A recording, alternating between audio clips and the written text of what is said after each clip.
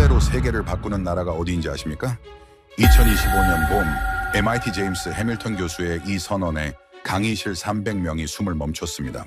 방산 무기 인도 속도 3배, 대학 이행률 99%, 고부가 가치 선박 시장 점유율 60%. 이 모든 수치가 단 하나의 나라를 가리키고 있었기 때문이죠. 그러나 일본인 유학생이 손을 들었습니다. 그건 선진국 기술을 베낀 결과일 뿐이라며 반박 자료를 펼쳤습니다. 강의실이 술렁였죠. 그때 해밀턴 교수가 차분하게 되물었습니다. 기술 이전은 수십 개 나라가 받았는데 왜 그 나라만 성공했을까요? 순간 강의실이 얼어붙었습니다.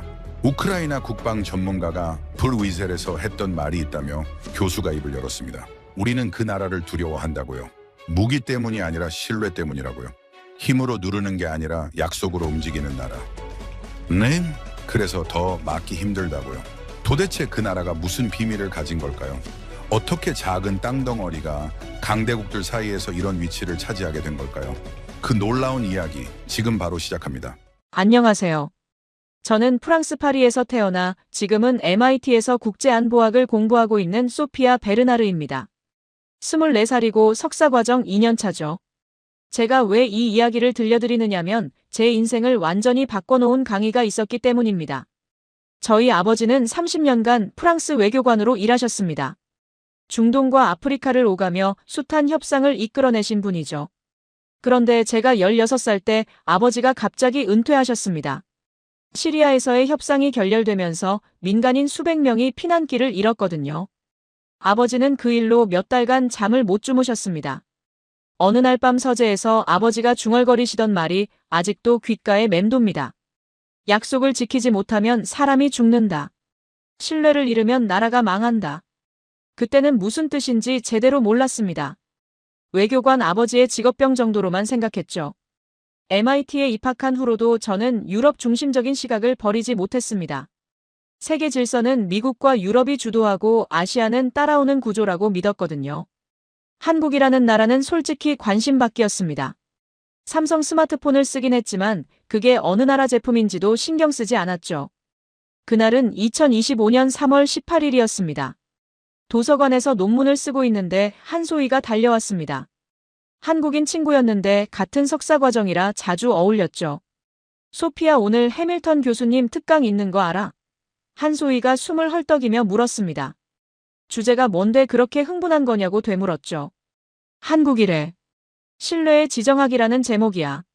솔직히 별 기대가 없었습니다. 한국에 대해 뭘 1시간이나 들을 게 있을까 싶었거든요. 하지만 한소희의 눈빛이 너무 간절해서 따라 나섰습니다. 그게 제 인생을 바꾸는 선택이 될 줄은 꿈에도 몰랐습니다. 메인 강의동 3층 대형 강의실에 도착했을 때 저는 눈을 의심했습니다. 300석 규모의 강의실이 이미 만석이었거든요. 복도까지 학생들이 서 있었고 어떤 이들은 바닥에 앉아 노트북을 펼치고 있었습니다. 한소희가 겨우 빈자리 2개를 찾아냈죠. 맨 뒷줄 구석이었습니다. 칠판 위에 적힌 강연 제목이 눈에 들어왔습니다. 신뢰의 지정학 세계 질서를 바꾸는 보이지 않는 힘. 한소희가 제목이 거창하다며 속삭였습니다. 저도 고개를 끄덕였죠. 신뢰로 세계 질서를 바꾼다니 과장이 심한 것 같았거든요. 정각 3시에 제임스 해밀턴 교수가 단상에 올랐습니다. 67살의 백발 신사였는데 눈빛만큼은 30대처럼 날카로웠습니다. 전 국무부 정책자문관 출신이라 워싱턴 인맥이 화려하다는 소문이 있었죠. 교수가 마이크를 잡자 강의실 전체가 고요해졌습니다. 오늘 들려줄 이야기는 단순한 한국가 분석이 아닙니다. 해밀턴 교수가 천천히 입을 열었습니다. 세계 질서가 어떻게 재편되고 있는지에 대한 이야기입니다. 목소리에 묵직한 울림이 있었습니다. 교수가 리모컨을 눌렀고 스크린에 사진 한 장이 떴습니다. 지난달 브뤼셀 국제안보포럼에서 찍은 사진이라며 설명했죠. 여러 학자들이 원탁에 둘러앉아 있는 모습이었습니다. 그곳에서 우크라이나 국방 전문가를 만났다고 했습니다. 올렉시 코발렌코 교수. 키이우 국제관계대학에서 30년 넘게 군사 전략을 가르친 분이라고 소개했죠. 복도에서 커피를 마시다가 대화를 나누게 됐다며 해밀턴 교수가 말을 이었습니다. 현재 유럽 안보 상황을 어떻게 보느냐고 물었더니 예상 밖의 대답이 돌아왔다는 겁니다. 스크린이 바뀌며 텍스트가 떴습니다. 제임스, 당신은 한국을 모른다.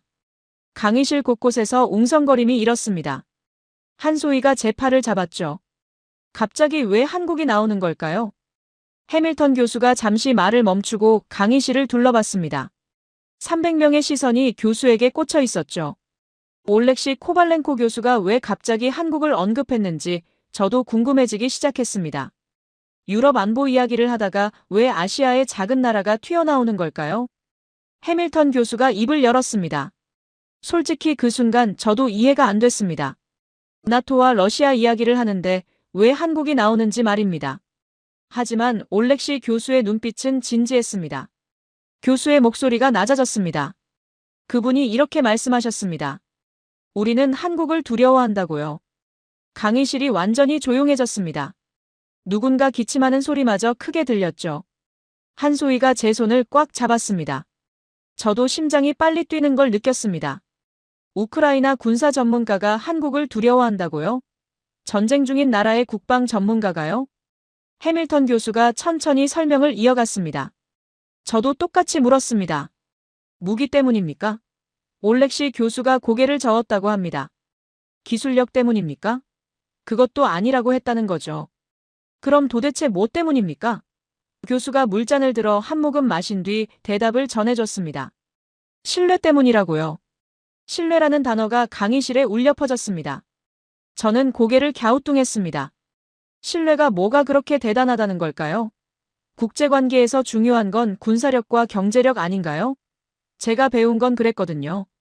힘의 균형이 세계 질서를 결정한다고 말입니다. 해밀턴 교수가 올렉시 교수의 말을 계속 전했습니다. 미국은 강력하지만 예측 불가능합니다. 정권이 바뀔 때마다 정책이 흔들리죠.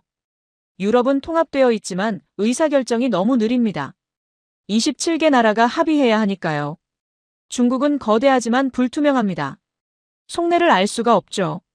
스크린에 세 국가의 국기가 떴다가 사라졌습니다. 교수가 목소리에 힘을 실어 말했습니다. 하지만 한국은 다릅니다. 약속하면 반드시 지키고 계약하면 정확히 이행하며 위기가 와도 흔들리지 않습니다. 올렉시 교수의 평가였다고 합니다. 저는 속으로 반문했습니다. 정말 그런 나라가 있을까요? 국제관계에서 모든 나라는 자국 이익을 먼저 생각하는 게 당연한 거 아닌가요? 프랑스도 그렇고 미국도 그렇고 어느 나라든 마찬가지였거든요. 아버지가 외교관으로 일하시면서 수없이 보셨던 게 바로 약속을 어기는 나라들이었습니다. 해밀턴 교수가 자신도 반문했다고 말씀하셨습니다. 그건 그냥 성실한 거 아닙니까? 올렉시 교수에게 물었더니 뜻밖의 대답이 돌아왔다는 겁니다. 국제관계에서 성실함은 가장 희귀한 자산입니다. 특히 전시 상황에서는 더욱 그렇죠. 전시 상황이라는 말에 강의실 분위기가 달라졌습니다. 지금 우크라이나는 실제로 전쟁 중이었으니까요. 러시아와 3년 넘게 싸우고 있는 나라. 그 나라의 국방 전문가가 한국의 신뢰를 이야기하는 건 가벼운 말이 아니었습니다. 교수가 리모컨을 눌렀습니다. 스크린에 그래프가 떴죠. 미국과 한국의 방산 무기 인도 기간 비교 자료였습니다. 파란 막대는 미국이었고 빨간 막대는 한국이었습니다. 미국 쪽 막대가 압도적으로 길었습니다. 평균 18개월이라고 적혀 있었죠. 어떤 품목은 24개월까지 표시되어 있었습니다. 반면 한국은 평균 6개월이었습니다. 긴급 상황에는 석 달도 안 걸린다는 주석이 달려 있었죠. 한소희가 작게 탄성을 질렀습니다. 저도 놀랐습니다. 3배나 차이가 나다니요. 해밀턴 교수가 설명했습니다. 전쟁터에서 18개월은 영원과 같은 시간입니다. 오늘 필요한 무기가 1년 반 뒤에 온다면 그 사이에 나라가 망할 수도 있죠. 그래서 유럽 국가들이 지금 한국을 선택하고 있는 겁니다. 저는 노트북을 열어 급하게 검색하기 시작했습니다. 폴란드 한국산 전차 도입, 루마니아 방공 시스템 계약, 노르웨이 자주포 구매. 뉴스가 쏟아져 나왔습니다. 과장이 아니었습니다. 한소희가 속삭였습니다. 이게 진짜구나.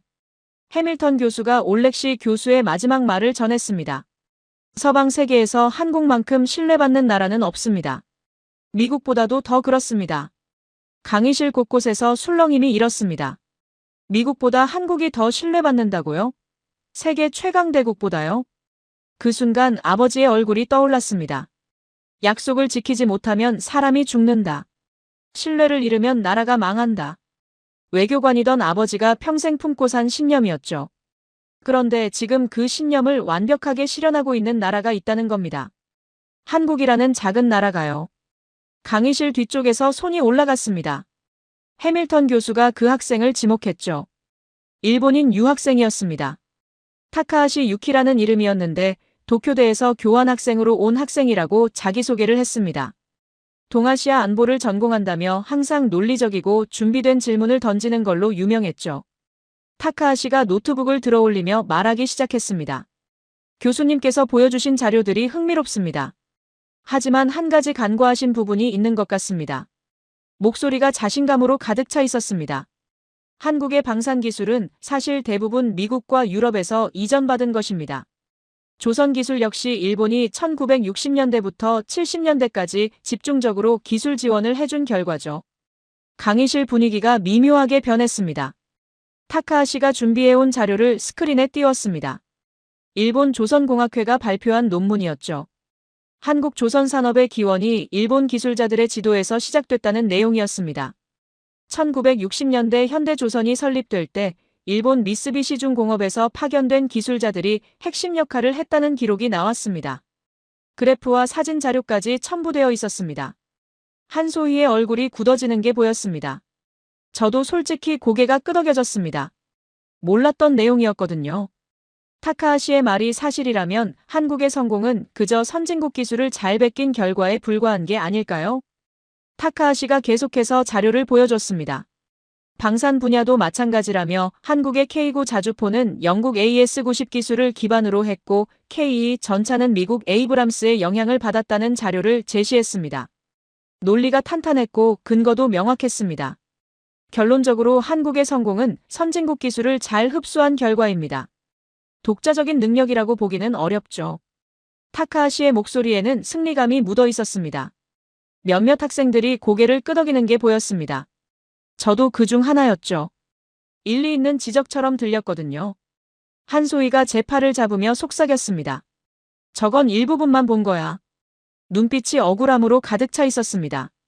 하지만 타카하시의 자료는 구체적이었고 저는 판단을 유보할 수밖에 없었습니다. 진실이 뭔지 아직 모르겠더라고요.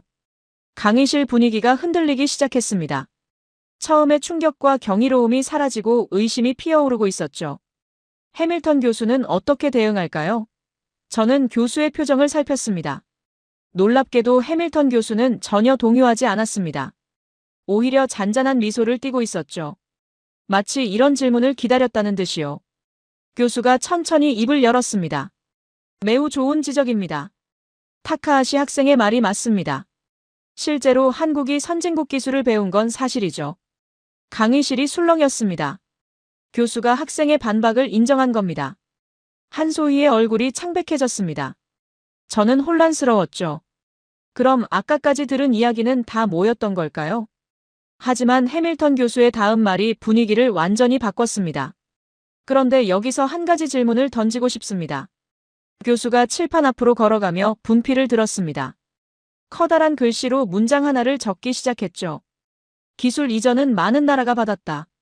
그런데 왜 한국만 성공했는가? 교수가 돌아서며 강의실을 둘러봤습니다. 타카하시의 얼굴이 약간 굳어지는 게 보였습니다. 교수가 담담한 목소리로 말을 이었습니다. 필리핀도 미국에게서 기술을 받았습니다. 인도네시아도 일본에게서 조선 기술을 배웠죠. 터키도 독일에게서 방산 기술을 이전받았습니다. 스크린에 세 나라의 국기가 나란히 떴습니다. 그런데 왜 그 나라들은 지금 세계 시장을 주도하지 못하고 있을까요? 교수의 질문이 강의실에 울려 퍼졌습니다. 대답하는 사람은 아무도 없었습니다. 타카하시가 노트북 키보드 위에서 손가락을 움직이고 있었습니다. 뭔가 반박 자료를 찾는 것 같았지만 쉽게 찾지 못하는 눈치였죠. 저도 머릿속으로 생각해봤습니다. 정말 그러네요. 기술 이전을 받은 나라는 한국만이 아니었습니다. 그런데 왜 한국만 이렇게 됐을까요? 해밀턴 교수가 타카하시를 바라보며 말했습니다. 기술 이전은 씨앗을 주는 것과 같습니다.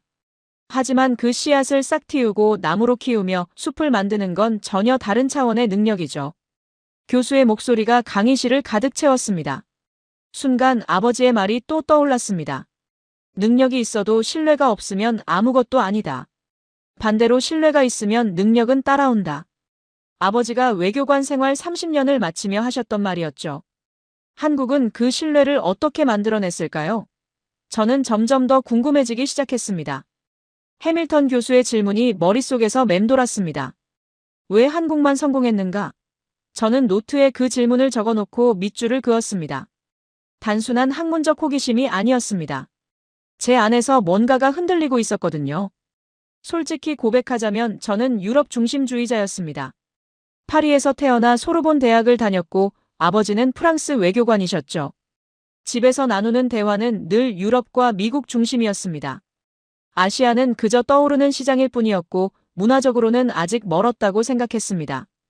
한국이라는 나라는 더욱 그랬습니다. 중국과 일본 사이에 낀 작은 나라. 분단된 채 전쟁 위협에 시달리는 나라. K-팝과 드라마로 잠깐 주목받는 나라 정도로만 알고 있었죠. 세계 질서에 영향을 미칠 수 있는 나라라고는 한 번도 생각해 본 적이 없었습니다. 그런데 지금 제 앞에서 MIT 석좌 교수가 진지하게 말하고 있었습니다. 한국이 미국보다 더 신뢰받는 나라라고요. 우크라이나 국방 전문가가 한국을 두려워한다고요. 제 세계관이 흔들리는 느낌이었습니다. 아버지의 얼굴이 다시 떠올랐습니다. 시리아 협상이 실패한 뒤 서재에서 홀로 술을 마시시던 모습. 손이 떨리셨고 눈은 충혈되어 있었죠. 그때 아버지가 하셨던 말이 지금도 생생합니다. 소피아 약속을 못 지키면 사람이 죽는다. 협상 테이블에서 한 약속을 지키지 못하면 신뢰가 무너지고 신뢰가 무너지면 모든 게 무너진다. 아버지는 그 일로 평생 자책하셨습니다. 협상 실패가 아버지 잘못은 아니었어요. 상대방이 약속을 어긴 거였으니까요. 하지만 아버지는 결과에 책임을 느끼셨죠. 그래서 은퇴 후에도 신뢰와 약속에 대해 자주 말씀하셨습니다. 지금 해밀턴 교수가 말하는 한국은 아버지가 평생 꿈꾸던 나라 같았습니다. 약속을 지키는 나라, 신뢰를 쌓아가는 나라. 그런 나라가 정말 존재한다면 어떻게 그게 가능한 걸까요? 한소희가 제 표정을 살피며 물었습니다. 소피아 무슨 생각해? 저는 고개를 저으며 대답했습니다. 아니 그냥 좀 복잡해서. 한소희는 더 이상 묻지 않았습니다. 하지만 제 눈빛에서 뭔가를 읽은 것 같았죠. 강의실 앞쪽에서 해밀턴 교수가 다시 말을 시작했습니다. 교수는 타카하시의 반박을 정면으로 받아들일 준비가 된 것 같았습니다. 이제 본격적으로 한국이 왜 다른지 설명해드리겠습니다. 교수의 목소리에 힘이 실렸습니다. 저는 펜을 꽉 쥐었습니다. 뭔가 중요한 이야기가 나올 것 같은 예감이 들었거든요. 타카하시도 자세를 고쳐 앉았습니다. 아까의 자신만만한 표정은 사라지고 경계하는 눈빛이었죠. 해밀턴 교수가 새로운 자료를 스크린에 띄웠습니다. 한국 조선 산업의 발전 과정을 보여주는 타임라인이었습니다. 1960년대 말부터 현재까지의 변화가 한눈에 보였죠. 교수가 설명하기 시작했습니다. 타카하시 학생 말대로 1960년대 현대조선 설립 당시 일본 기술자들의 도움을 받은 건 사실입니다. 하지만 그게 전부가 아닙니다. 1970년대 중반부터 상황이 완전히 달라졌거든요. 스크린에 새로운 데이터가 떴습니다. 한국 엔지니어들이 독자적으로 설계를 개선하기 시작한 기록이었죠. 1980년대에는 역으로 새로운 공법을 개발해냈다는 자료도 나왔습니다. 특히 인상적인 부분이 있었습니다. 1990년대 초반 한국이 개발한 블록 공법이라는 기술이었죠. 배를 여러 블록으로 나눠 동시에 제작한 뒤 조립하는 방식인데 이게 세계 조선 산업의 표준이 됐다고 합니다. 해밀턴 교수가 강조했습니다. 이건 일본에게서 배운 기술이 아닙니다. 한국이 독자 개발한 혁신이죠. 타카하시의 얼굴이 살짝 붉어지는 게 보였습니다. 저는 빠르게 메모를 했습니다. 기술 이전에서 시작했지만 거기서 멈추지 않았다. 더 나은 것을 만들어냈다. 그게 차이였던 겁니다. 창조와 모방의 차이. 아버지가 늘 말씀하시던 것처럼 진정한 능력은 주어진 것에서 새로운 가치를 만들어내는 것이었습니다. 해밀턴 교수가 방산 분야로 넘어갔습니다. K구 자주포가 영국 기술을 기반으로 했다는 건 맞습니다. 하지만 그게 전부가 아니죠. 교수가 새로운 슬라이드를 띄웠습니다. 한국은 그 기술을 받아들인 뒤 자동장전 시스템을 완전히 새로 설계했습니다. 사격 통제 시스템을 독자 개발했고 기동성을 획기적으로 개선했죠. 그래프와 수치가 화면을 채웠습니다. 결과적으로 원본인 영국 AS90보다 성능이 더 좋아졌습니다. 지금은 역으로 유럽 국가들이 한국 K9를 구매하고 있죠. 교수의 말에 강의실 곳곳에서 웅성거림이 일었습니다. 영국 기술로 시작했는데 이제는 영국보다 더 좋은 걸 만들어서 유럽에 판다고요? 타카하시가 노트북을 만지작거리고 있었습니다. 반박 자료를 찾는 것 같았지만 쉽지 않은 눈치였죠. 손가락이 미세하게 떨리는 게 보였습니다. 아까의 자신감은 온데간데 없었습니다. 해밀턴 교수가 칠판 앞으로 걸어갔습니다. 분필을 들어 큰 글씨로 적기 시작했죠. 기술을 배우는 건 모방이다. 하지만 그걸 개선하고 발전시키는 건 창조다. 교수가 돌아서며 강조했습니다. 한국은 단순히 받은 기술을 쓰는데 그치지 않았습니다. 더 나은 것을 만들어냈죠.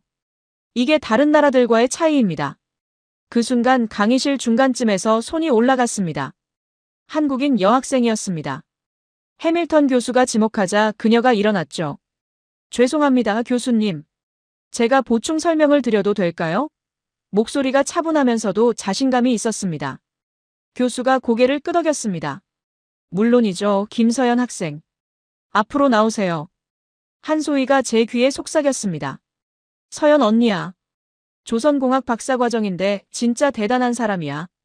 김서연이 단상으로 올라갔습니다.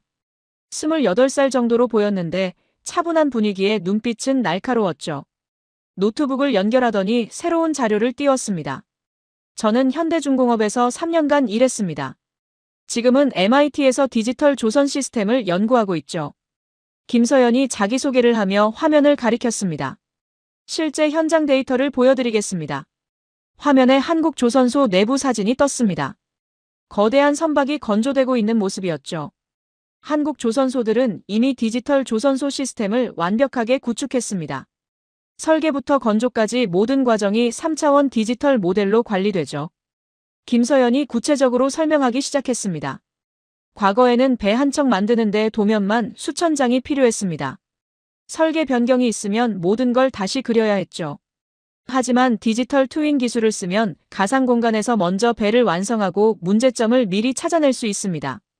스크린에 비교 영상이 떴습니다. 왼쪽은 종이 도면을 들고 뛰어다니는 작업자들. 오른쪽은 태블릿 하나로 모든 걸 관리하는 한국조선소였습니다. 차이가 확연했죠. 김서연이 덧붙였습니다. 미국 정부 관계자들이 한국조선소를 방문했을 때 가장 놀란 부분이 바로 이 디지털화 수준이었습니다. 기술 격차가 이미 10년 이상 벌어졌다는 평가였죠. 해밀턴 교수가 고개를 끄덕이며 말했습니다. 맞습니다. 그래서 트럼프 대통령이 한국을 방문했을 때 한국 정부가 미국 조선 산업에 1,500억 달러를 투자하겠다고 발표한 겁니다. 미국이 한국에게 배우려 하고 있는 거죠. 강의실이 웅성거렸습니다. 미국이 한국에게 조선 기술을 배운다고요? 세계 최강 대국이 아시아의 작은 나라에게요? 저도 놀라지 않을 수 없었습니다. 타카하시가 고개를 숙이고 있었습니다. 멋쩍은 표정이었죠. 아까 자신만만하게 반박하던 모습은 완전히 사라졌습니다. 김서연의 실제 현장 경험과 구체적인 데이터 앞에서 이론적인 반박은 힘을 잃은 거였습니다. 김서연이 마무리했습니다. 기술 이전은 시작일 뿐입니다. 진짜 능력은 그걸 어떻게 발전시키느냐에 달려있죠. 한국은 그 능력을 가진 나라입니다. 목소리에 자부심이 묻어났지만 겸손한 태도였습니다. 해밀턴 교수가 박수를 치며 김서연에게 감사를 표했습니다. 강의실 전체에서 박수가 터져나왔죠. 저도 손뼉을 쳤습니다. 뭔가 가슴이 뭉클해지는 느낌이었습니다. 작은 나라에서 온 젊은 여성이 세계적인 대학 강의실에서 자국의 기술력을 당당하게 증명하는 모습이 인상적이었거든요.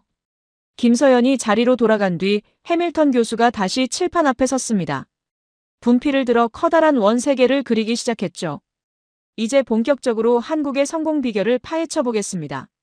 저는 이걸 3가지 DNA라고 부릅니다. DNA라는 표현이 처음에는 이상하게 들렸습니다. 나라에도 유전자가 있다는 말인가요? 하지만 교수의 설명을 듣다 보니 점점 이해가 됐습니다. 문화가 대를 이어 전달되는 방식이 유전자와 비슷하다는 거였죠. 눈에 보이지 않지만 확실히 존재하며 세대를 거쳐 이어진다는 겁니다. 교수가 첫 번째 원 안에 적었습니다.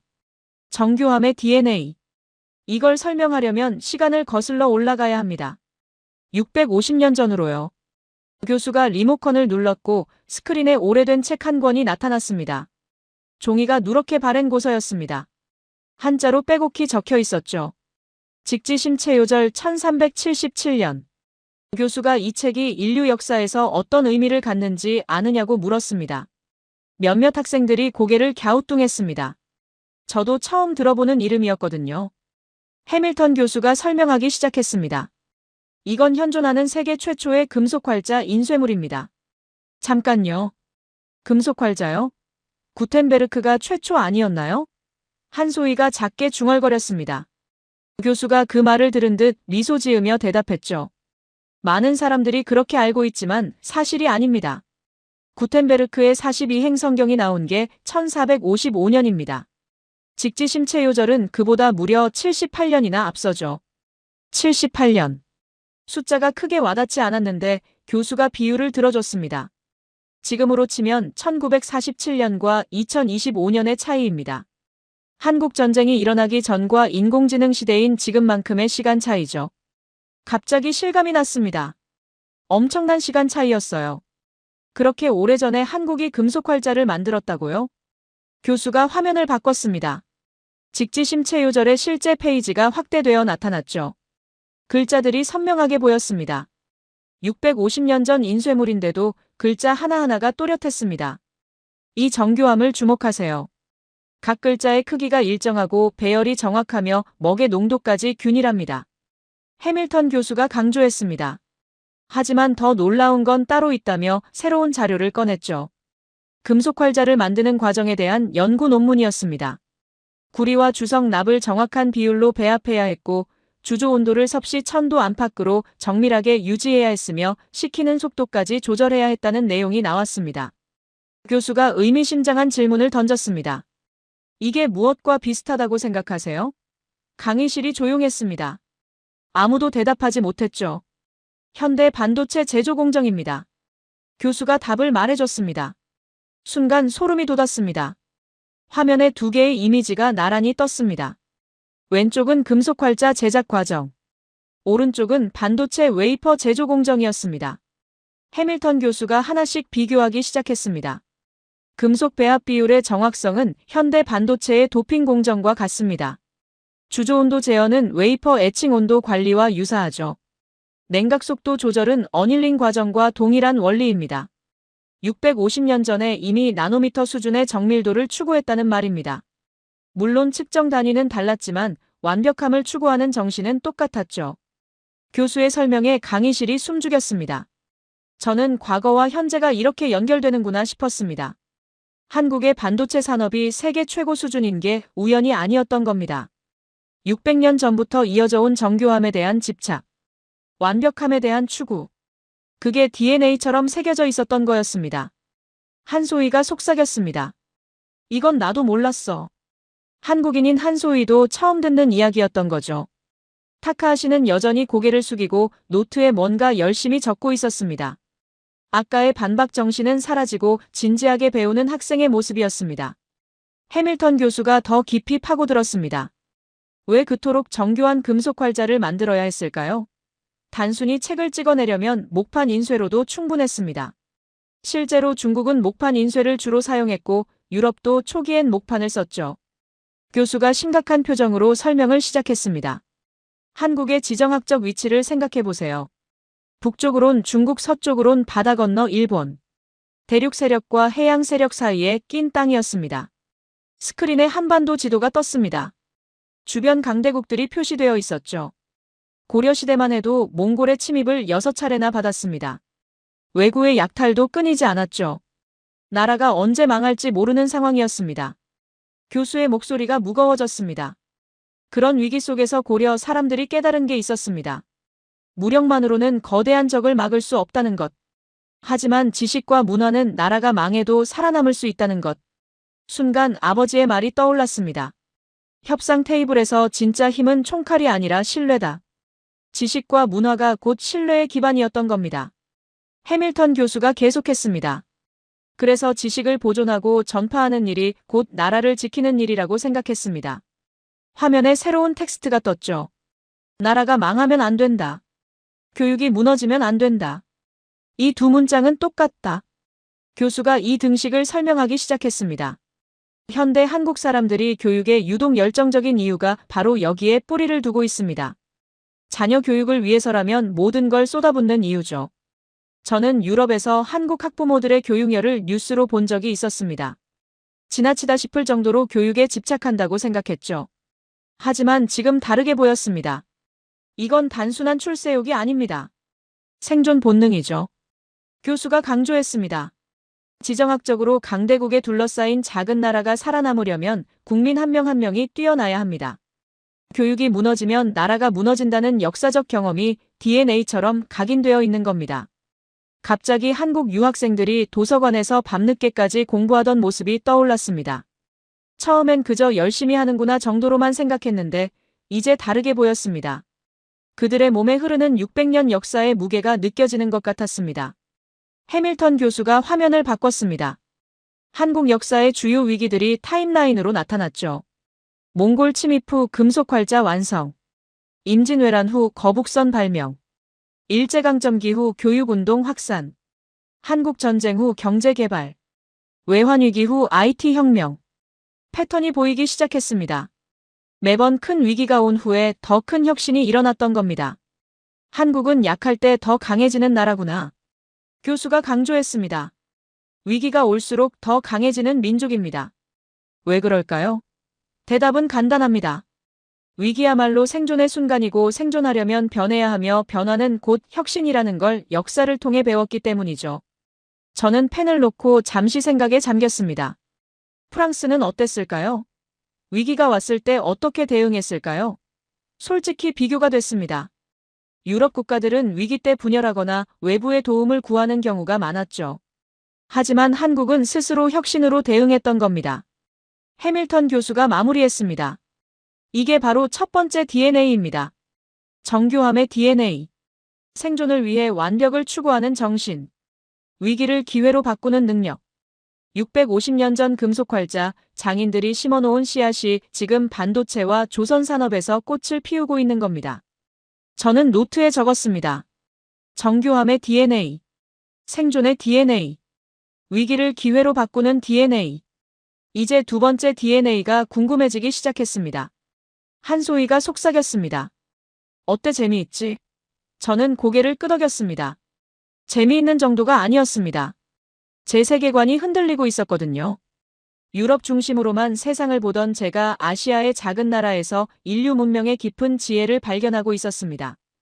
타카하시가 고개를 들어 스크린을 쳐다보기 시작했습니다. 아까의 멋쩍은 표정은 사라지고 진지한 눈빛이었습니다. 손떨림도 멈춘 것 같았습니다. 그도 저처럼 뭔가 중요한 걸 배우고 있다는 걸 느끼는 것 같았습니다. 교수가 물을 한 모금 마시며 잠시 쉬는 시간을 가졌습니다. 다음은 두 번째 DNA입니다. 교수가 예고했습니다. 논리의 DNA. 한글 이야기를 해드리죠. 해밀턴 교수가 두 번째 DNA를 설명하려는 순간 강의실 왼쪽에서 손이 올라갔습니다. 케빈장이었습니다. 중국계 미국인으로 MIT 경제학 박사과정에 재학 중인 학생이었죠. 항상 데이터로 무장하고 냉철하게 분석하는 걸로 유명했습니다. 교수님 잠시 질문해도 될까요? 케빈이 일어서며 말했습니다. 해밀턴 교수가 고개를 끄덕였죠. 케빈이 노트북을 들어올리며 말하기 시작했습니다. 교수님께서 보여주신 역사적 배경은 인상적입니다. 하지만 그건 과거 이야기죠. 현재를 보면 상황이 다릅니다. 강의실 분위기가 다시 긴장됐습니다. 아까 타카하시의 반박이 생각났거든요. 케빈이 스크린에 새로운 자료를 띄웠습니다. 2024년 글로벌 조선시장 점유율입니다. 중국이 45%로 1위죠. 한국은 28%로 2위입니다. 숫자가 명확했습니다. 중국이 한국보다 거의 2배 가까이 앞서고 있었죠. 케빈이 자신감 있는 목소리로 덧붙였습니다. 방산 분야도 마찬가지입니다. 중국의 군사비 지출은 한국의 5배가 넘죠. 규모의 경제에서 한국이 중국을 따라잡기는 불가능합니다. 한소희의 얼굴이 굳어지는 게 보였습니다. 저도 케빈의 논리가 일리 있다고 생각했습니다. 숫자는 거짓말을 하지 않으니까요. 김서연도 자리에서 불편한 표정을 짓고 있었습니다. 케빈이 계속했습니다. 한국의 과거가 대단했다는 건 인정합니다. 하지만 미래는 다릅니다. 중국의 굴기는 이미 시작됐고 한국의 성공은 일시적인 현상일 수 있습니다. 목소리에 확신이 넘쳤죠. 강의실 분위기가 흔들리기 시작했습니다. 아까 타카하시의 반박 때보다 더 심각했습니다. 타카하시는 과거 기술 이전을 문제 삼았지만 케빈은 현재와 미래를 공격하고 있었거든요. 저는 잠시 혼란스러웠습니다. 솔직히 케빈의 말이 맞는 것 같았거든요. 중국의 성장 속도는 무시무시했습니다. 인구도 14억이나 되고 정부의 강력한 지원도 있죠. 작은 나라 한국이 어떻게 그 거대한 용을 상대할 수 있을까요? 해밀턴 교수는 케빈의 발표를 조용히 듣고 있었습니다. 표정에 동요가 없었죠. 오히려 고개를 끄덕이며 듣고 있었습니다. 마치 이런 질문이 나오길 기다렸다는 듯이요. 케빈이 마무리했습니다. 결론적으로 신뢰나 DNA 같은 추상적인 개념보다 규모와 자원이 더 중요합니다. 한국의 성공은 특수한 시기에 특수한 조건이 맞아떨어진 결과일 뿐이죠. 앞으로는 중국이 주도할 겁니다.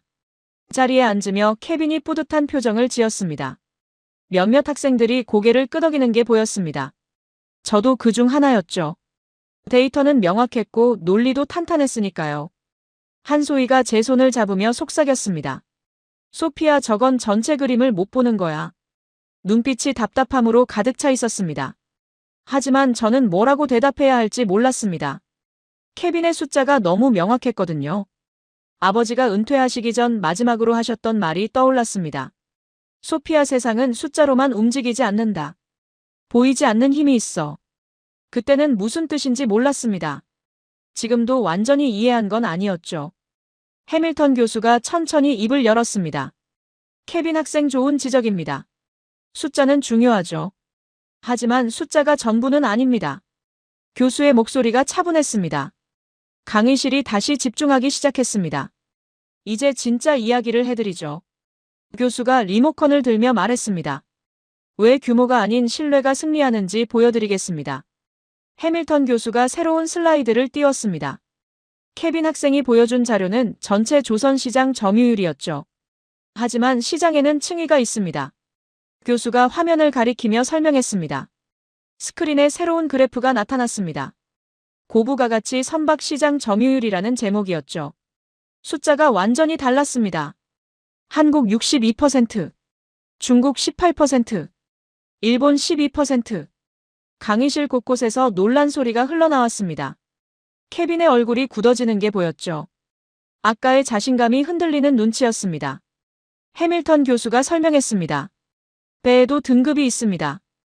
일반 화물선은 마진이 낮고 기술 장벽도 낮죠. 중국이 물량으로 밀어붙일 수 있는 시장입니다. 하지만 고부가 가치 선박은 다릅니다. 화면에 선박 종류별 설명이 떴습니다. 액화천 연가스 운반선, 초대형 컨테이너선, 해양 플랜트. 이름만 들어도 복잡한 기술이 필요할 것 같았죠. 이런 선박들은 나노미터 수준의 정밀도가 필요합니다. 영하 163도에서도 깨지지 않는 특수 강판. 수십만 톤의 압력을 견디는 용접 기술. 이건 규모로 해결할 수 없습니다. 교수가 강조했습니다. 케빈이 손을 들었습니다. 하지만 중국도 기술 개발에 투자하고 있습니다. 시간 문제 아닐까요? 목소리에 아까만큼의 확신은 없었습니다. 해밀턴 교수가 고개를 저었습니다. 좋은 질문입니다. 하지만 기술은 돈만으로 살 수 없습니다. 경험이 필요하죠. 교수가 새로운 자료를 띄웠습니다. LNG 운반선 건조 실적이었습니다. 한국이 2000년대 초반부터 쌓아온 경험치가 그래프로 표시되어 있었죠. 중국이 이제 막 시작한 반면 한국은 이미 20년 넘게 노하우를 축적해왔습니다. 더 중요한 건 이겁니다. 교수가 다음 슬라이드를 넘겼습니다. 고객 신뢰도 조사 결과였죠. 전 세계 해운사들을 대상으로 한 설문이었습니다. 가장 신뢰하는 조선국가 1위 한국 73%. 왜 그럴까요? 교수가 물었습니다. 대답은 간단합니다.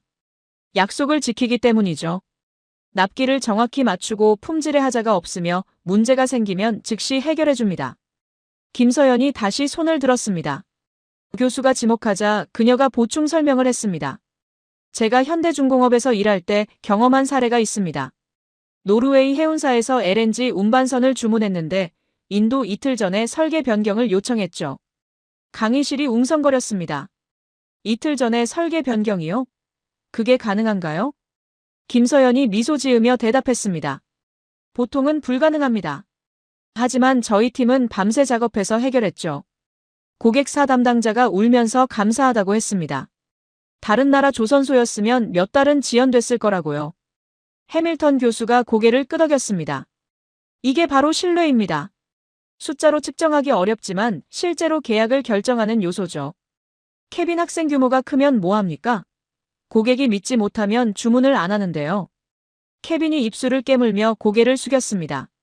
반박할 말을 찾지 못하는 것 같았죠. 저도 이제 이해가 됐습니다. 숫자 뒤에 숨겨진 진짜 경쟁력은 신뢰였던 겁니다.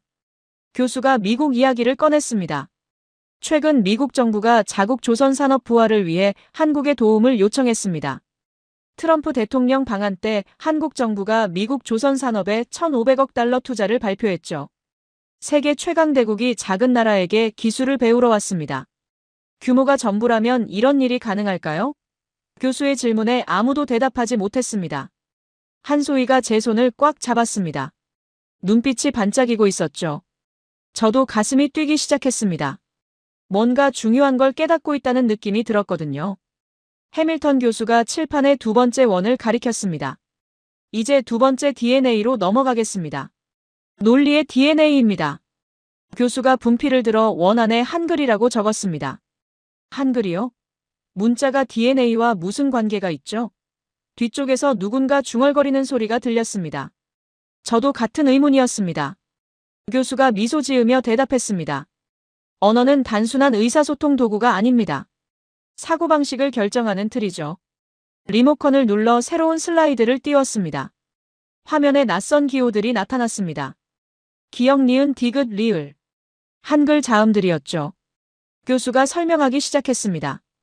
여기 계신 분들 중 한글을 배워본 분 있으세요? 몇몇 손이 올라갔습니다. K-팝 팬들이거나 한국어 수업을 들었던 학생들 같았죠. 교수가 그들에게 물었습니다. 배우기 어려웠나요? 한 학생이 대답했습니다. 오히려 쉬웠어요. 하루 만에 글자를 읽을 수 있었습니다. 강의실 곳곳에서 동의하는 소리가 들렸죠. 정확히 그게 핵심입니다. 교수가 강조했습니다. 한글은 세계에서 가장 배우기 쉬운 문자 중 하나입니다. 그런데 동시에 가장 과학적인 문자이기도 하죠. 교수가 칠판에 그린 자음들을 가리키며 설명했습니다.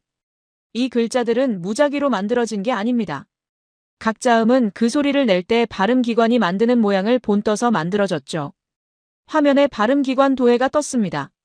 기역은 혓뿌리가 목구멍을 막는 모양입니다. 니은은 혀끝이 윗잇몸에 닿는 모양이죠. 미음은 입술을 다무는 모양입니다. 순간 소름이 돋았습니다. 글자 자체가 발음기관의 설계도라는 말이 아닌가요? 저는 프랑스어를 쓰며 자랐지만 알파벳이 왜 그런 모양인지 한 번도 생각해 본 적이 없었습니다. 그냥 외웠을 뿐이죠. 해밀턴 교수가 계속했습니다. 이건 현대 음성학이 발견한 원리를 600년 전에 이미 완벽하게 구현한 겁니다.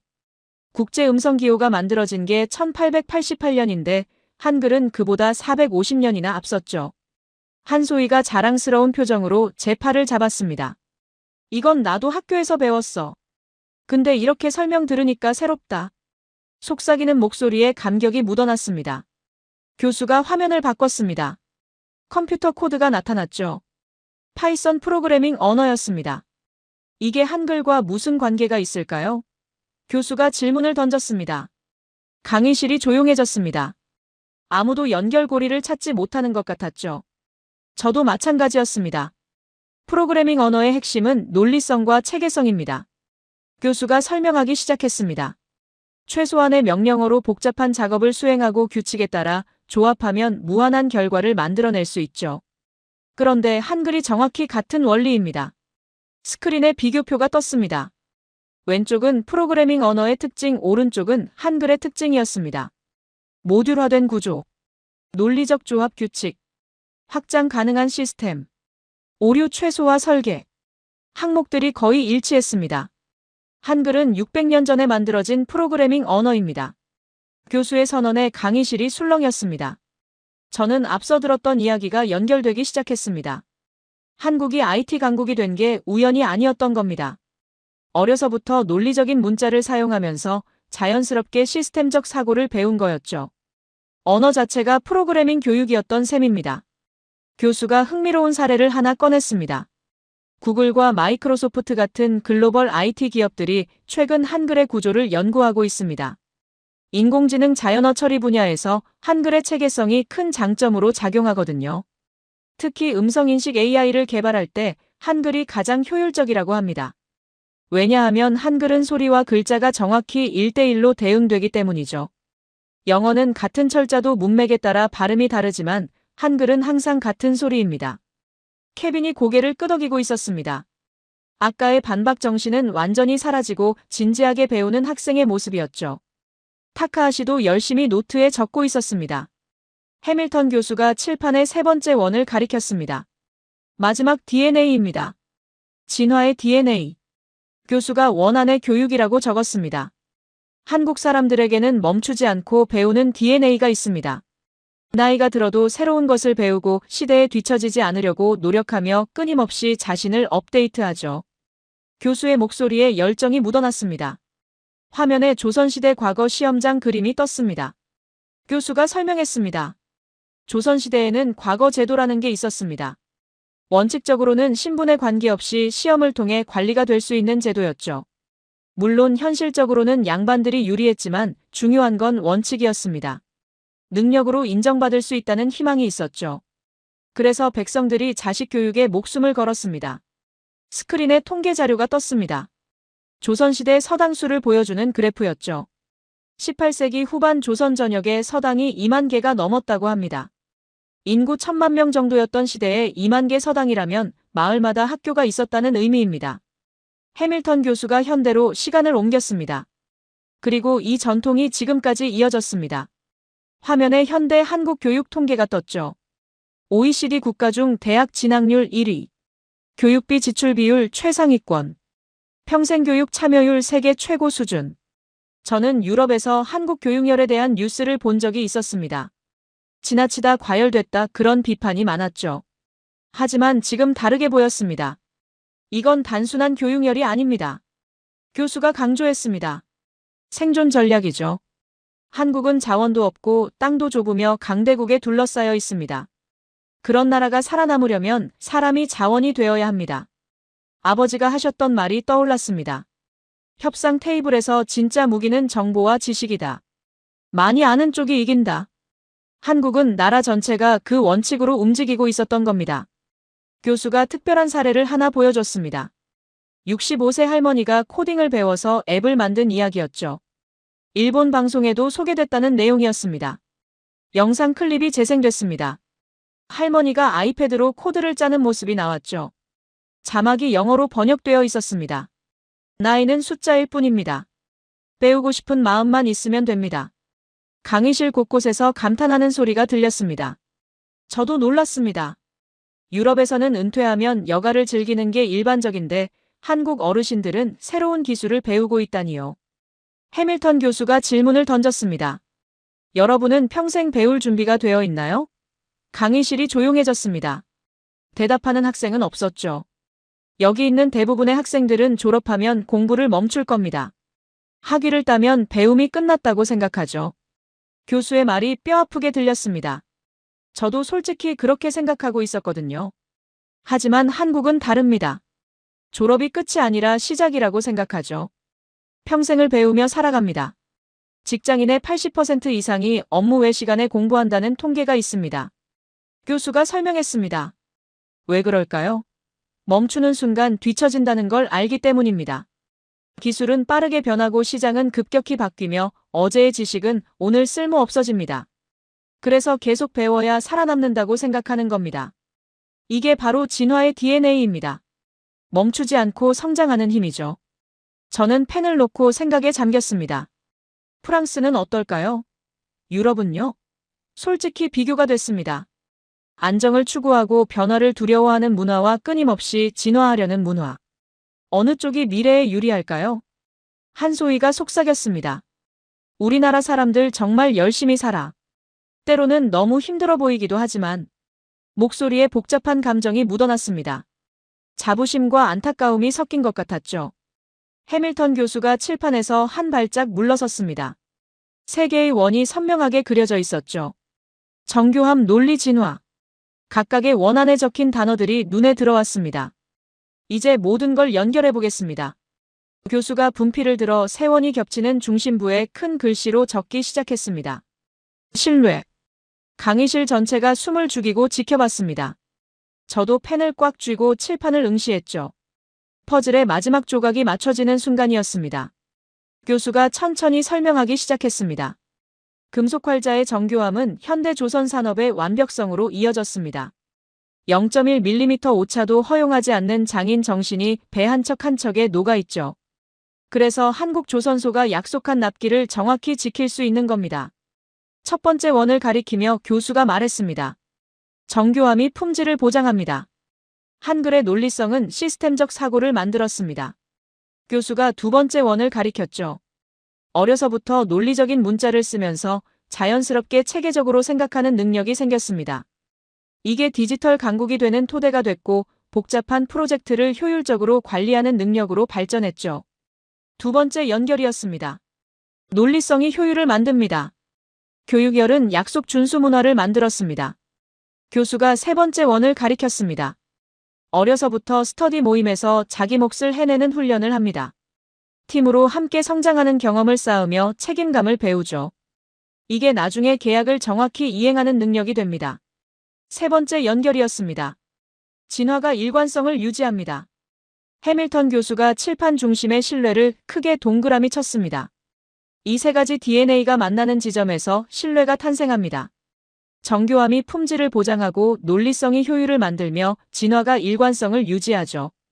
이 모든 게 합쳐져서 세계가 인정하는 신뢰가 됩니다. 저는 펜을 내려놓고 칠판을 바라봤습니다. 앞서 들었던 모든 이야기들이 하나의 그림으로 완성되고 있었습니다. 금속 활자에서 시작해서 반도체로 한글에서 시작해서 IT 강국으로 서당에서 시작해서 평생학습 사회로 모든 게 연결되어 있었던 겁니다. 한소희가 제 손을 꽉 잡았습니다. 눈에 눈물이 고여 있었죠. 소피야, 이제 이해되지? 속삭이는 목소리가 떨리고 있었습니다. 저도 가슴이 뭉클해졌습니다.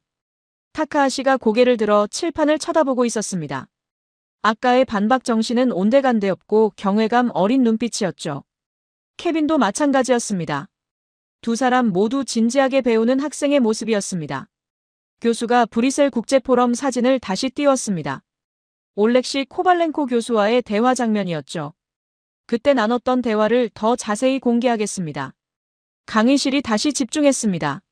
올렉시 교수가 한국을 두려워한다고 말한 뒤 덧붙인 말이 있었습니다. 한국은 이상한 능력을 가진 나라입니다. 교수가 그 말을 천천히 반복했습니다. 이상한 능력. 무슨 의미인지 물었더니 올렉시 교수가 설명했다고 합니다. 한국은 약할 때 더 강해지고 위기가 올 때 더 혁신하며 압박을 받을수록 더 단단해지는 특성이 있습니다. 저는 앞서 본 타임라인이 떠올랐습니다. 몽골 침입 후 금속활자, 임진왜란 후 거북선, 외환위기 후 IT 혁명. 매번 위기 후에 더 강해졌던 패턴이었죠. 올렉시 교수가 마지막으로 한 말이 있다며 해밀턴 교수가 덧붙였습니다. 제임스, 한국은 힘으로 세계를 바꾸는 나라가 아닙니다. 신뢰로 세계를 바꾸는 나라입니다. 그리고 그게 더 위험합니다. 더 위험하다는 말의 의미가 뭘까요? 교수가 스스로 질문을 던지고 대답했습니다. 힘은 막을 수 있습니다. 군사력은 대응할 수 있죠. 하지만 신뢰는 막을 수 없습니다. 사람들이 자발적으로 선택하는 걸 어떻게 막겠습니까? 강의실이 완전히 고요해졌습니다. 저도 그 말의 무게를 느꼈습니다. 군함과 전차와 미사일은 물리적으로 파괴할 수 있습니다. 하지만 신뢰는요? 누군가가 한국을 믿기로 결정하는 걸 어떻게 막을 수 있을까요? 해밀턴 교수가 화면에 세계 지도를 띄웠습니다.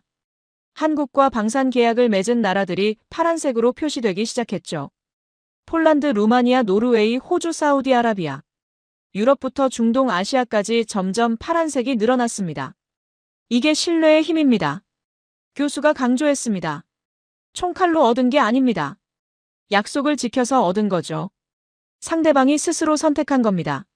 올렉시 교수가 덧붙인 말이 있다며 해밀턴 교수가 계속했습니다. 미국은 강할 때 강하지만 약해지면 무너집니다. 유럽은 안정될 때 발전하지만 위기가 오면 분열하죠. 중국은 통제할 때 힘을 내지만 자유로워지면 혼란스럽습니다. 그런데 한국은 정반대입니다. 한국은 압박으로 꺾을 수 없습니다. 제재로 멈출 수 없죠. 위협으로 굴복시킬 수 없습니다. 오히려 더 강해지니까요. 올렉시 교수의 평가라며 해밀턴 교수가 전했습니다. 저는 그 말이 가슴에 깊이 박혔습니다. 아버지가 외교관으로 일하시면서 늘 하시던 말씀이 있었거든요. 진짜 강한 나라는 위기 때 드러난다. 평화로울 때는 누구나 좋아 보이지만 폭풍이 오면 진짜 실력이 나온다. 한국은 폭풍 속에서 더 강해지는 나라였습니다. 600년 넘게 그래왔던 겁니다. 몽골 침입도 임진왜란도 일제강점기도 한국전쟁도 외환위기도 매번 쓰러질 것 같았지만 매번 더 강하게 일어섰죠. 해밀턴 교수가 마지막 슬라이드를 띄웠습니다. 올렉시 교수의 결론이었죠. 제임스 서방 세계에서 한국만큼 신뢰받는 나라는 없습니다. 미국보다도 더 그렇습니다. 그리고 그 신뢰는 하루아침에 만들어진 게 아닙니다. 수백 년에 걸쳐 쌓아온 DNA입니다. 강의실 곳곳에서 탄식이 흘러나왔습니다. 저도 깊은 한숨을 쉬었습니다. 이제 완전히 이해했습니다. 왜 작은 나라 한국이 세계의 주목을 받는지, 왜 강대국들 사이에서 견제 대상이 되면서 동시에 선망의 대상이 되는지. 한 소희가 제 어깨에 머리를 기댔습니다. 소피아 고마워. 끝까지 들어줘서. 속삭이는 목소리에 감격이 묻어났습니다. 저는 고개를 저었습니다. 고마워해야 할 건 나야. 이런 이야기를 들을 수 있게 해줘서. 그 순간 제 안에서 뭔가가 결정됐습니다. 저는 더 이상 유럽 중심주의자가 아니었습니다. 세계를 보는 눈이 완전히 달라졌죠. 작은 나라도 큰 영향력을 가질 수 있다는 걸 배웠습니다. 힘이 아닌 신뢰로 세상을 바꿀 수 있다는 걸 깨달았죠. 아버지의 말씀이 다시 떠올랐습니다. 소피아, 약속을 지키는 사람이 결국 이긴다. 단기적으로는 꼼수 부리는 사람이 앞서가는 것 같지만 길게 보면 신뢰가 이긴다. 아버지가 평생 믿어온 원칙이었습니다. 그리고 한국이라는 나라가 그걸 증명하고 있었죠. 타카하시가 자리에서 일어나 해밀턴 교수에게 고개 숙여 인사했습니다. 많이 배웠습니다, 교수님. 목소리가 진심으로 가득 차 있었죠. 케빈도 박수를 치기 시작했습니다. 강의실 전체에서 박수가 터져나왔습니다. 해밀턴 교수가 마지막 데이터를 보여줬습니다. 한국 방산 수출 추이 그래프였죠. 2022년 170억 달러, 2023년 240억 달러, 2024년 310억 달러. 가파른 상승 곡선이었습니다. 3년 만에 거의 2배가 됐습니다. 교수가 강조했습니다. 이 수치들은 단순한 판매 실적이 아닙니다. 세계가 한국을 얼마나 신뢰하는지 보여주는 지표죠. 저는 그 숫자들을 노트에 적으며 생각했습니다. 돈을 주고 무기를 산다는 건 국가 안보를 맡긴다는 의미입니다. 생존을 건다는 뜻이죠. 그 선택을 한국에게 하고 있다는 겁니다. 해밀턴 교수가 영국 파이낸셜 타임스 기사를 인용했습니다. 한국은 어떻게 신뢰를 무기로 만들었나라는 제목이었죠. 기사는 한국의 성공 비결을 3가지로 정리했습니다. 첫째, 약속 이행률입니다. 계약한 납기를 정확히 지킵니다. 교수가 설명했죠. 미국 무기를 주문하면 평균 18개월 기다려야 하는데 한국은 6개월이면 됩니다. 둘째, 품질 일관성입니다. 한 번 좋으면 계속 좋습니다. 로트마다 품질이 들쭉날쭉하지 않죠. 교수가 덧붙였습니다. 이게 당연한 것 같지만 실제로는 엄청나게 어렵습니다. 셋째, 애프터 서비스입니다. 교수가 강조했죠. 한국 방산업체들은 무기를 팔고 끝이 아닙니다. 지속적으로 기술 지원을 합니다. 정비, 교육, 부품 공급, 업그레이드 지원까지 패키지로 제공하죠. 유럽 국가들이 이걸 높이 평가한다는 분석이었습니다. 단순히 물건을 파는 게 아니라 파트너가 되어주는 거죠. 계약 관계가 아니라 동반자 관계를 만드는 겁니다. 김서연이 다시 손을 들었습니다. 교수가 지목하자 그녀가 현장 경험을 공유했죠. 제가 알기로 한국 방산업체들은 해외에 AS 센터를 직접 세웁니다. 현지 기술자를 교육시키고 부품 재고를 상시 유지하죠. 문제가 생기면 24시간 내에 대응합니다. 강의실이 웅성거렸습니다.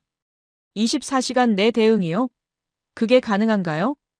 김서연이 고개를 끄덕였습니다. 가능합니다. 왜냐하면 그게 생존이니까요. 한 번 신뢰를 잃으면 다시 회복하기 어렵다는 걸 알거든요. 그래서 어떤 상황에서도 고객을 실망시키지 않으려고 합니다. 해밀턴 교수가 마무리했습니다. 이게 바로 한국식 비즈니스입니다. 거래가 아니라 관계를 만드는 거죠. 계약서보다 신뢰를 중시하는 문화입니다. 저는 아버지가 하셨던 말씀이 떠올랐습니다. 소피아 좋은 협상가는 이익을 나누지만 위대한 협상가는 관계를 만든다. 단기 이익보다 장기 신뢰를 추구하라. 한국이 정확히 그렇게 하고 있었던 겁니다. 타카하시가 작은 목소리로 중얼거렸습니다. 일본은 어디서 잘못된 걸까요? 옆자리 친구가 무슨 말이냐고 묻자 타카하시가 고개를 저었습니다. 아무것도 아니야. 케빈도 깊은 생각에 잠겨 있었습니다. 규모와 자원만 강조하던 그가 이제 다른 걸 보고 있는 것 같았죠. 신뢰라는 보이지 않는 자산의 가치를요. 한소희가 제 손을 꽉 잡으며 말했습니다. 소피아, 우리나라가 자랑스러워. 눈에 눈물이 맺혀 있었죠. 저도 가슴이 뭉클했습니다. 내 나라도 아닌데 왜 이렇게 감동받는 걸까요? 해밀턴 교수가 리모컨을 내려놓으며 마지막 메시지를 전했습니다. 여러분이 오늘 본 건 단순히 한국가의 성공 스토리가 아닙니다. 이건 신뢰가 어떻게 세계 질서를 재편하는지 보여주는 사례입니다. 교수가 강의실을 천천히 둘러봤습니다. 300명의 학생들이 숨죽이고 듣고 있었죠. 21세기는 힘의 시대가 아닙니다. 신뢰의 시대입니다. 그리고 한국이 그 중심에 서 있습니다. 저는 그 말을 노트에 적으며 깊이 생각했습니다. 지금까지 배운 국제관계로는 모두 힘의 균형을 강조했습니다. 군사력, 경제력, 기술력. 눈에 보이는 힘으로 세상을 분석했죠. 하지만 보이지 않는 힘이 있다는 걸 오늘 배웠습니다. 해밀턴 교수가 칠판에 마지막 문장을 적었습니다. 물질보다 강한 것은 보이지 않는 힘이다. 세상 사람들은 전차와 군함과 미사일을 보며 힘을 평가합니다. 하지만 진짜 힘은 보이지 않는 곳에 있죠. 신뢰, 약속, 책임. 이런 눈에 보이지 않는 것들이 실제로는 어떤 무기보다 강합니다. 교수가 돌아서며 학생들을 바라봤습니다. 한국이 가진 건 바로 이런 힘입니다. 그래서 선진국 반열에 올라섰고 강대국들 사이에서 견제 대상이 되며 동시에 선망의 대상이 됐습니다. 저는 창밖을 바라봤습니다. 보스턴의 하늘이 붉게 물들고 있었죠. 석양이 지고 있었습니다. MIT 캠퍼스의 건물들 사이로 황금빛이 쏟아지고 있었습니다. 문득 깨달았습니다. 오늘 들은 건 단순히 한국가의 이야기가 아니라 인류의 미래를 본 것 같았습니다. 힘이 아닌 신뢰로, 무기가 아닌 약속으로, 압박이 아닌 협력으로 세계를 바꿀 수 있다는 가능성을요. 해밀턴 교수가 마무리했습니다. 여러분도 각자의 나라로 돌아가서 생각해 보시길 바랍니다. 무엇이 진정한 국가의 힘인지, 어떻게 신뢰를 만들어낼 수 있는지, 그리고 한국이 보여준 길이 인류에게 어떤 의미인지도요. 강의가 끝났습니다. 박수가 터져나왔죠. 300명의 학생들이 기립박수를 보냈습니다. 저도 일어서서 손뼉을 쳤습니다. 손바닥이 아플 정도로 세게요. 한소희가 제 옆에서 눈물을 흘리고 있었습니다. 소피아, 정말 고마워. 같이 들어줘서. 저는 한소희를 안아줬습니다. 고마워해야 할 건 나야. 덕분에 세상을 다르게 보게 됐어. 타카하시가 다가왔습니다. 소피아 씨, 한소혜 씨. 말을 걸었죠. 오늘 많이 배웠습니다. 특히 제 편견에 대해서요. 표정이 진지했습니다. 일본인으로서 한국을 어떻게 봐야 하는지 다시 생각하게 됐습니다. 한소희가 미소 지으며 대답했습니다. 우리도 일본에 대해 다시 생각해 볼게요. 서로 배우면 되잖아요. 짧은 대화였지만 뭔가 변화의 시작 같았습니다. 케빈도 다가왔습니다. 규모가 전부가 아니라는 걸 배웠어요. 신뢰라는 개념을 다시 공부해 봐야겠습니다. 겸손한 목소리였죠.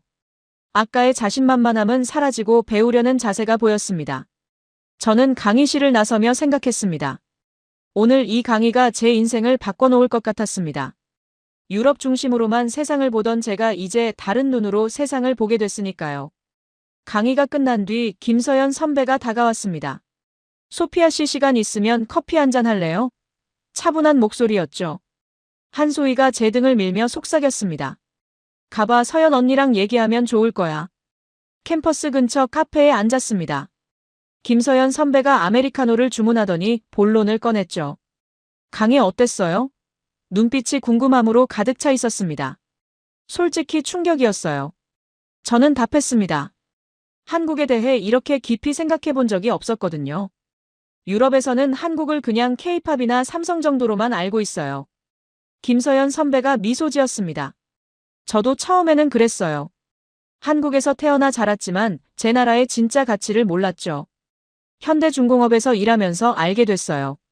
어떻게요? 제가 물었습니다. 선배가 커피를 한 모금 마시고 이야기를 시작했습니다. 입사하고 첫 해에 노르웨이 LNG 운반선 프로젝트에 투입됐어요. 마감이 3주 앞으로 다가왔는데 설계 오류가 발견됐죠. 보통이라면 납기를 연기해야 하는 상황이었어요. 그런데요? 저는 궁금해졌습니다. 팀 전체가 3주 동안 거의 집에 안 갔어요. 김서연 선배가 말했습니다. 회사에서 자고 밥 먹고 일하고. 그렇게 해서 납기를 맞췄죠. 노르웨이 고객이 완성된 배를 보고 울었어요. 이게 가능하다고 믿지 못했다면서요. 저는 놀랐습니다. 그렇게까지 해야 하는 거예요? 선배가 진지한 표정으로 대답했습니다. 그게 우리 문화예요. 약속을 지키는 거. 한번 계약하면 어떻게든 해내는 거. 그게 안 되면 창피한 거죠. 개인의 창피가 아니라 회사의 창피 나아가 나라의 창피라고 생각해요. 저는 아버지가 하셨던 말씀이 떠올랐습니다. 약속을 못 지키면 사람이 죽는다. 아버지는 그 무게를 평생 지고 사셨죠. 한국 사람들도 그런 무게를 지고 사는 것 같았습니다. 김서연 선배가 덧붙였습니다. 저희 팀장님이 늘 하시는 말이 있어요. 0.1mm 오차도 견디지 못한다고. 배가 바다에서 침몰하면 수백 명이 죽으니까요. 그 책임감이 우리를 움직이는 거예요. 책임감. 그 단어가 가슴에 박혔습니다. 프랑스에서는 일과 삶의 균형을 중시합니다. 야근은 비효율의 증거라고 생각하죠. 하지만 한국은 달랐습니다. 책임을 다하기 위해 모든 걸 쏟아붓는 문화였습니다. 선배가 웃으며 말했습니다. 물론 힘들어요. 솔직히 번아웃도 오고 지칠 때도 많죠. 하지만 완성된 배가 바다로 나갈 때 그 뿌듯함은 말로 표현할 수 없어요. 내가 만든 게 세계를 연결한다는 느낌이랄까요? 저는 선배의 눈빛에서 자부심을 받습니다. 단순한 직업이 아니라 소명 같았습니다. 자기 일에 대한 사랑과 책임이 빛나고 있었죠. 소피아 씨는 뭐 하고 싶어요? 선배가 물었습니다. 저는 잠시 생각했습니다. 솔직히 오늘 전까지는 유럽 중심의 국제관계를 연구하고 싶었어요. 하지만 지금은 달라졌어요. 한국과 유럽의 협력을 연구하고 싶어요. 신뢰를 기반으로 한 새로운 파트너십을요. 김서연 선배가 밝게 웃었습니다. 좋은 생각이에요. 한국은 좋은 파트너가 될 거예요. 약속을 지키는 파트너요. 그 말이 진심으로 느껴졌습니다. 저녁이 됐습니다. 한소희가 한국 식당에 가자고 제안했죠. 타카하시와 케빈 박준혁도 함께했습니다. 보스턴 한인타운에 있는 작은 식당이었습니다. 삼겹살을 구우며 대화가 시작됐습니다. 타카하시가 먼저 입을 열었죠. 오늘 정말 많이 배웠습니다. 특히 모방과 창조의 차이에 대해서요. 목소리가 진지했습니다. 한소희가 고기를 뒤집으며 대답했습니다. 유키 씨 아까 강의 때 반박했을 때 솔직히 좀 기분 나빴어요. 웃음기가 섞여 있었지만 솔직한 말이었죠. 타카하시가 고개를 숙였습니다. 죄송합니다. 일본에서 배운 게 그랬어요. 한국 기술은 일본이 전해준 거라고. 하지만 오늘 다르게 봤습니다. 기술을 받는 건 시작일 뿐이고 그걸 어떻게 발전시키느냐가 진짜 능력이라는 걸요. 박준혁이 끼어들었습니다. 반도체 분야도 마찬가지예요. 처음에는 미국 기술을 배웠지만 지금은 역으로 미국이 우리한테 배우러 와요. 삼성 파운드리 기술을 인텔이 벤치마킹한다니까요. 케빈이 고개를 끄덕였습니다. 규모만 강조했던 제가 부끄럽네요. 중국이 크긴 하지만 신뢰면에서는 아직 멀었죠. 실제로 중국 기업들과 거래해본 사람들은 알아요. 계약서가 종이 쪼가리인 경우가 많다는 걸. 저는 고기를 먹으며 대화를 들었습니다. 서로 다른 배경을 가진 사람들이 하나의 주제로 솔직하게 대화하고 있었죠. 편견을 내려놓고 배우려는 자세가 보였습니다. 한소희가 소주를 따르며 말했습니다. 우리도 반성할 게 있어요. 한국 사람들 너무 열심히만 살잖아요. 일과 삶의 균형이 필요하다는 건 맞아요. 유럽에서 배울 점도 있죠. 타카하시가 동의했습니다. 일본도 마찬가지예요. 과로사라는 단어가 있을 정도니까요. 열심히 하는 건 좋지만 건강을 해치면 안 되죠. 저는 아버지가 은퇴 후 평화롭게 지내시는 모습이 떠올랐습니다. 프랑스에서는 은퇴 후 여유를 즐기는 게 당연합니다. 하지만 한국 어르신들은 은퇴 후에도 뭔가를 배우고 도전하죠. 두 문화 모두 장단점이 있는 것 같았습니다. 소피아, 프랑스는 어때요? 박준혁이 물었습니다. 저는 생각하며 대답했습니다. 프랑스는 삶의 질을 중시해요. 바캉스 문화가 있고 저녁에는 가족과 시간을 보내죠. 하지만 때로는 너무 느긋해서 기회를 놓칠 때도 있어요. 한소희가 웃으며 말했습니다. 그럼 중간이 좋겠네. 한국의 열정과 프랑스의 여유를 합치면 완벽하겠다. 모두가 웃었습니다. 케빈이 진지하게 말했습니다. 오늘 깨달은 게 있어요. 나라마다 강점이 다르다는 거. 그걸 인정하고 서로 배우면 모두가 발전할 수 있다는 거요. 타카하시가 고개를 끄덕였습니다. 일본과 한국도 그럴 수 있으면 좋겠어요. 역사 때문에 감정이 복잡하지만 미래를 위해서는 협력해야 하니까요. 한소희가 소주잔을 들어 올렸습니다. 그럼 오늘 우리가 시작해요. 일본, 중국, 프랑스, 한국. 여기서 만난 우리가 새로운 관계를 만들어가요. 모두가 잔을 부딪혔습니다. 저는 그 순간이 소중하게 느껴졌습니다. 강의실에서 배운 이론이 현실이 되는 순간이었죠. 신뢰는 이렇게 시작되는 거구나 싶었습니다. 작은 만남에서 솔직한 대화로 서로를 이해하면서요. 집에 돌아와서 아버지께 영상통화를 걸었습니다. 파리는 새벽이었지만 아버지는 일어나 계셨죠. 소피아, 무슨 일이니? 이 시간에. 걱정스러운 목소리였습니다.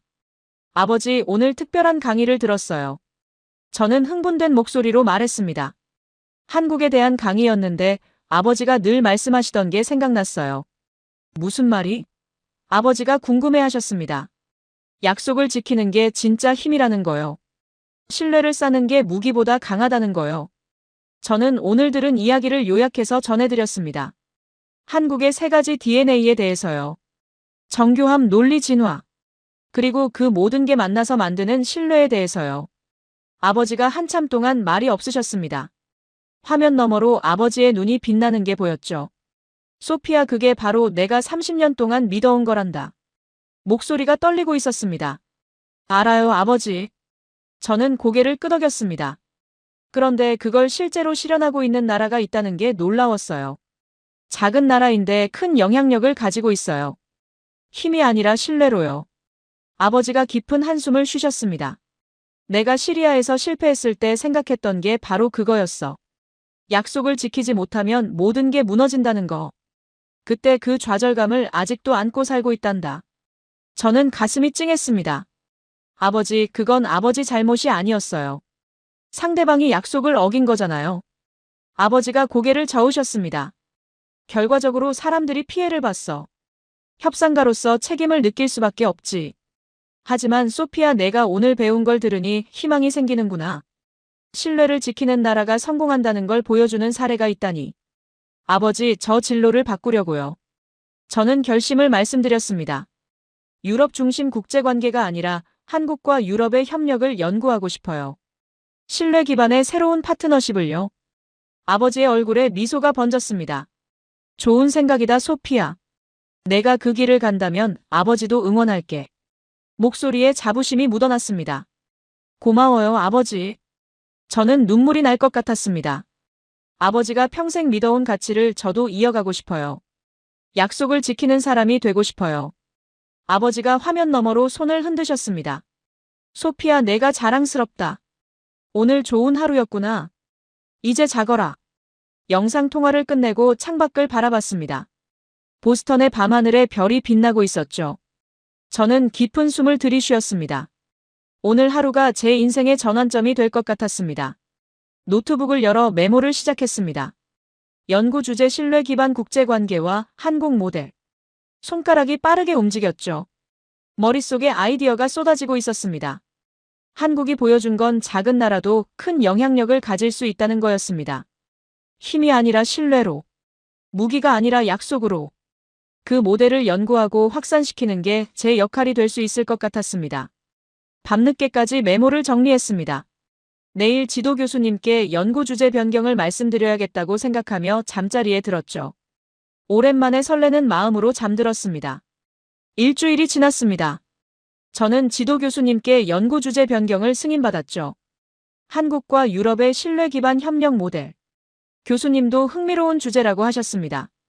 한소희와 함께 도서관에서 자료를 조사하고 있었습니다. 김서연 선배도 조선산업 데이터를 제공해 주셨죠. 타카하시는 일본 시각에서의 비교 분석을 도와주겠다고 했습니다. 케빈도 경제학적 관점을 더해주겠다고 했고요. 강의실에서 만난 사람들이 연구 파트너가 되고 있었습니다. 그날 해밀턴 교수의 강의가 씨앗이었고 지금 그 씨앗이 싹을 틔우고 있었죠. 어느 날 저녁 MIT 캠퍼스를 걷고 있었습니다. 봄바람이 불어왔고 벚꽃이 흩날리고 있었죠. 한소희가 옆에서 말했습니다. 소피아 고마워. 한국에 관심 가져줘서. 저는 고개를 저었습니다. 고마워해야 할 건 나야. 덕분에 세상을 다르게 보게 됐잖아. 진심이었습니다. 한소희가 웃으며 말했습니다. 우리 언젠가 한국에 같이 가자. 직접 보면 더 많이 느낄 수 있을 거야. 꼭 가고 싶어. 저는 진심으로 대답했습니다. 그 나라를 직접 보고 싶어. 금속활자를 만든 장인들의 후손을 만나고 싶어. 디지털 조선소에서 일하는 사람들을 인터뷰하고 싶어. 벤치에 앉아 하늘을 바라봤습니다. 해가 지고 있었고 하늘이 붉게 물들고 있었죠. 아름다운 저녁이었습니다. 한소희가 말했습니다. 소피아, 우리가 오늘 이렇게 친구가 된 것도 신뢰 덕분인 것 같아. 처음에 너 한국에 별 관심 없었잖아. 근데 내가 강에 가자고 했을 때 따라와 줬어. 그게 시작이었지. 저는 고개를 끄덕였습니다. 맞아. 내가 한국에 대해 진심으로 말할 때 믿음이 갔어. 그래서 따라갔고, 그래서 여기까지 온 거야. 신뢰는 이렇게 시작되는 거구나. 한소희가 중얼거렸습니다. 작은 믿음에서 시작해서 점점 커지는 거. 저는 그 말에 깊이 공감했습니다.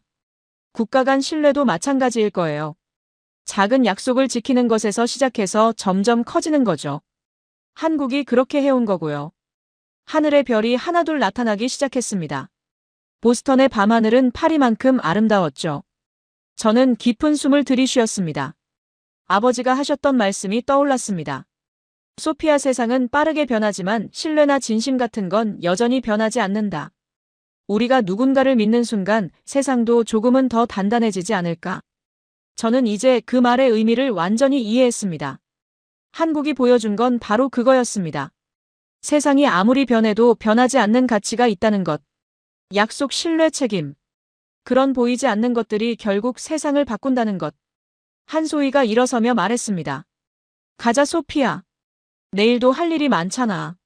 저는 고개를 끄덕이며 일어섰습니다. 맞아. 연구할 게 산더미야. 이 이야기의 끝이 곧 새로운 시작이라고요.